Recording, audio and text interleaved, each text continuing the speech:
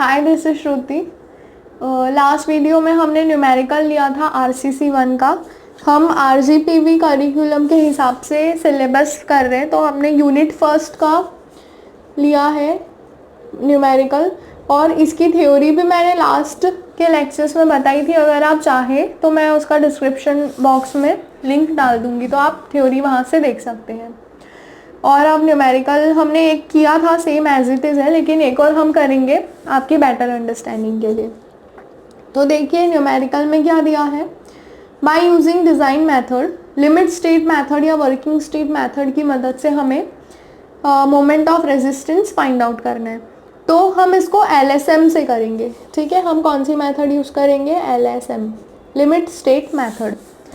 तो हम moment of resistance find out करना है। तो सबसे पहले लिख लेंगे गिवन डाटा। गिवन डाटा क्या क्या दिया है, ये हो जाएगी हमारी स्टेप नंबर 1। ठीक है, तो गिवन डाटा क्या दिया है, देखिए रेनफोर्स बीम है जिसका साइज है 450 बाई 800 mm, यानी कि उसकी विड्थ कितनी दी है 450 mm और उसकी डेप्थ कितनी दी है 800 mm।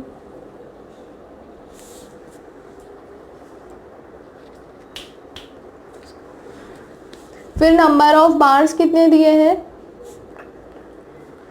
नंबर ऑफ बार्स कितने दिए कैसे पता चलेगा? तो देखिए यहाँ पे लिखा है reinforce with 6 bars of 20 mm dia, मतलब कि नंबर ऑफ बार्स कितने हैं 6, और बार डायमीटर कितना है, बार डायमीटर इसको हम 5 से डिनोट करेंगे, तो ये कितना है 20 mm। ठीक है, अब ग्रेड ऑफ कंक्रीट, तो ग्रेड ऑफ कंक्रीट को हम FCK से रिप्रेजेंट करते हैं, तो ये हो जाएगा 20 न्यूटन पर mm², क्योंकि M 20 दिया है, यानी कि उसकी कैरेक्टरिस्टिक्स कंप्रेसिव स्ट्रेंथ कितनी हो गई 20। और ग्रेड ऑफ स्टील दिया है तो उसको हम FY से डिनोट करेंगे, तो वो कितना हो जाएगा 415 न्यूटन पर mm²। ठीक है, अब दूसरी चीज़ ये कि हमें इसमें कवर नहीं दिया है। हमने जो लास्ट वाला क्वेश्चन किया था उसमें हमको इफेक्टिव कवर भी दिया था, लेकिन इसमें हमको कवर नहीं दिया है। और हम क्या डिज़ाइन कर रहे हैं, रेनफोर्स्ड बीम है, सिंगली रेनफोर्स्ड बीम है, तो बीम के लिए हम क्या कर लेंगे, कवर अज्यूम कर लेंगे 40 mm का, इफेक्टिव कवर हम अज्यूम कर लेंगे 40 mm का। ठीक है, हम कवर लेके चलेंगे 40 mm का। तो हमको इफेक्टिव डेप्थ कितनी मिल जाएगी, तो हमको इफेक्टिव डेप्थ मिल जाएगी कैपिटल D माइनस कवर, तो ये हो जाएगा, दिख रहा है, कैपिटल D माइनस कवर यानी 800 माइनस 40, तो ये हमें मिल जाएगा 760 mm। ये हमको मिल गया D। तो अब हमारे पास B है, D है, FCK है, FY है, नंबर ऑफ बार्स है, बार डायमीटर है, तो हम AST निकाल लेंगे इससे। AST यानी area of steel in tension, ये हमें निकालना होता है। तो ये हम कैसे निकालेंगे, number of bars into area of 1 बार। दिख रहा है proper, number of bars into area of 1 बार। तो नंबर ऑफ बार्स हमारे पास कितने हैं 6 बार्स इनटू एरिया ऑफ 1 बार, तो वो होता है पाई इंटू 5 का स्क्वायर बाय 4, तो ये हो जाएगा 6 इंटू 5, सॉरी पाई इंटू 5 कितना है 20, तो 20 का स्क्वायर डिवाइड बाय 4। तो इसको हम क्या करेंगे, कैलकुलेटर पर सॉल्व कर लेंगे। तो कैलकुलेटर पर सॉल्व करने के बाद हमें कितना मिल जाएगा, 6 इंटू शिफ्ट दबा के EXP है, देखिए EXP के ऊपर लिखा है पाई, तो शिफ्ट दबाएंगे और EXP, तो ये पाई मिल गया इंटू 20 का स्क्वायर डिवाइड बाय 4, तो ये हमें मिल जाएगा 1884.955 है। तो हम इसको क्या ले लेंगे 96 ले लेंगे mm², तो ये हमको मिल गया AST। ठीक है, यहाँ पर हमारी स्टेप नंबर 1 कंप्लीट होती है। क्या किया हमने, सारा गिवन डाटा लिख लिया। देखिए गिवन डाटा हमने लिख लिया और AST की वैल्यू फाइंड आउट करी और इफेक्टिव डेप्थ फाइंड आउट करी D। अब हमको क्या निकालना है इससे, depth of neutral axis. Step number 2 है डेप्थ ऑफ न्यूट्रल एक्सिस निकालनी है। तो वो हम कैसे निकालेंगे, वो हम IS कोड की मदद से निकालेंगे। स्टेप नंबर टू,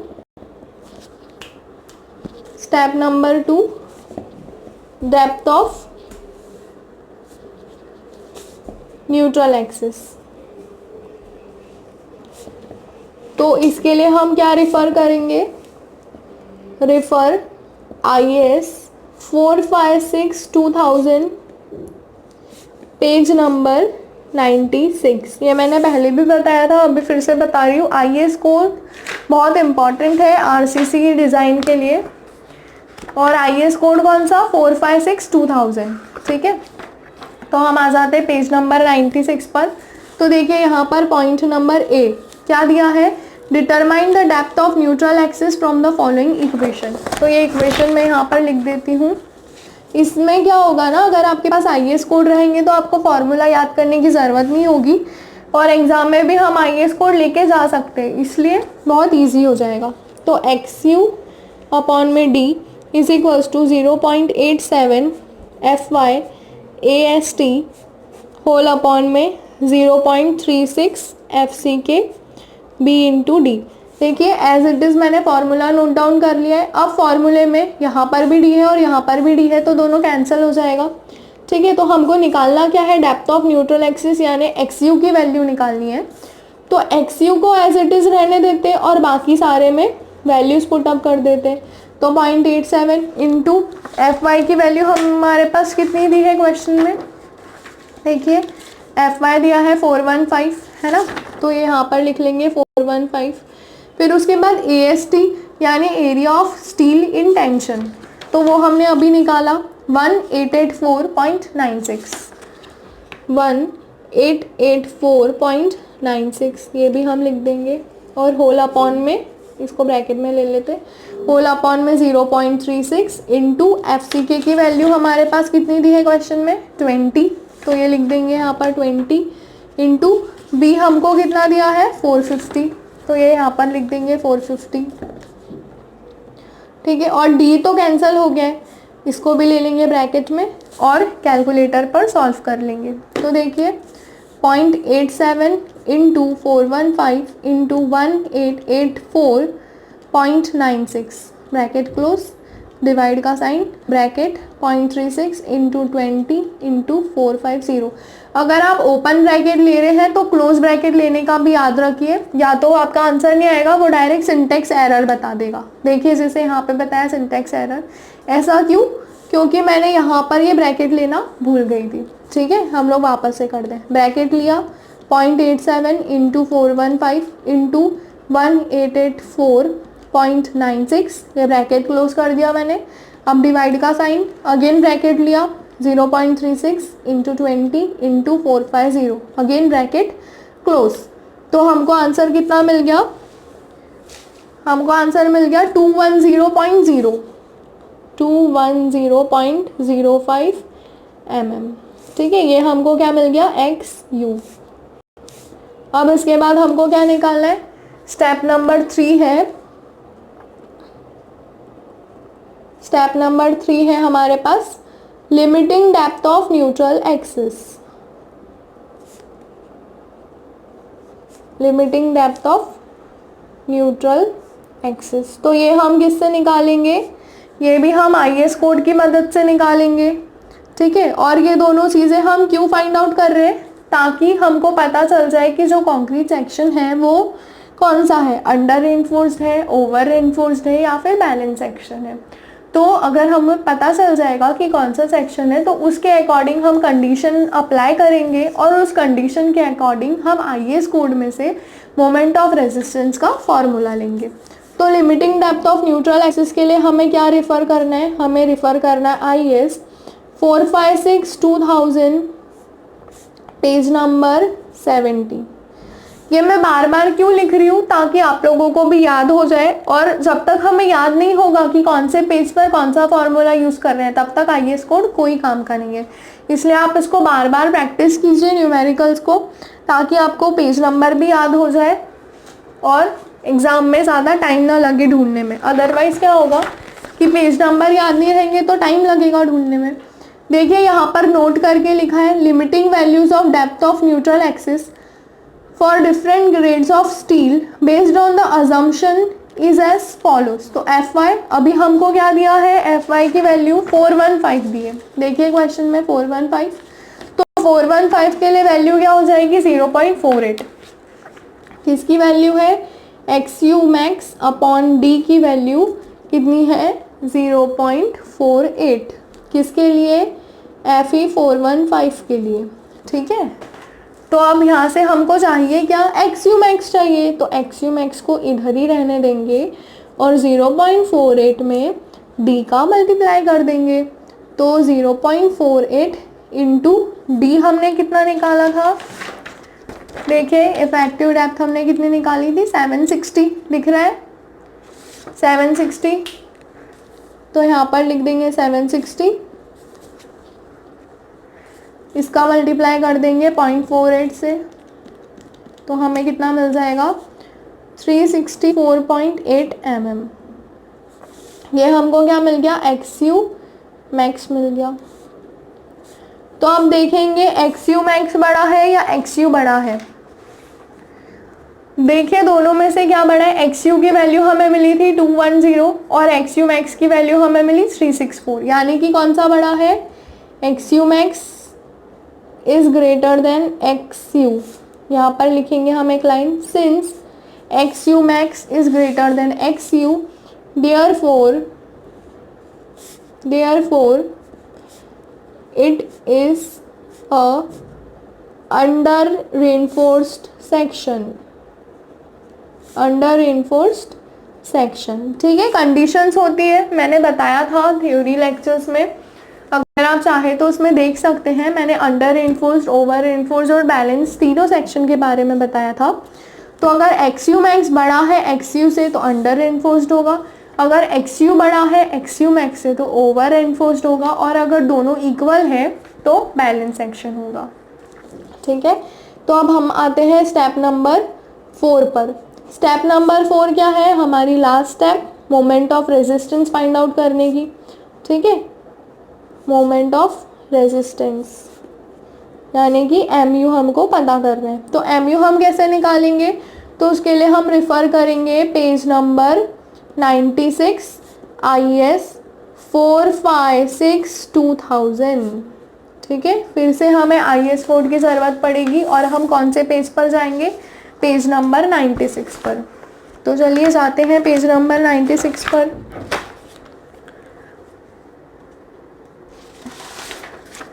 अब देखिए पेज नंबर 96 में क्या दिया है हमको, ये बी वाला देख रहे हैं हमें।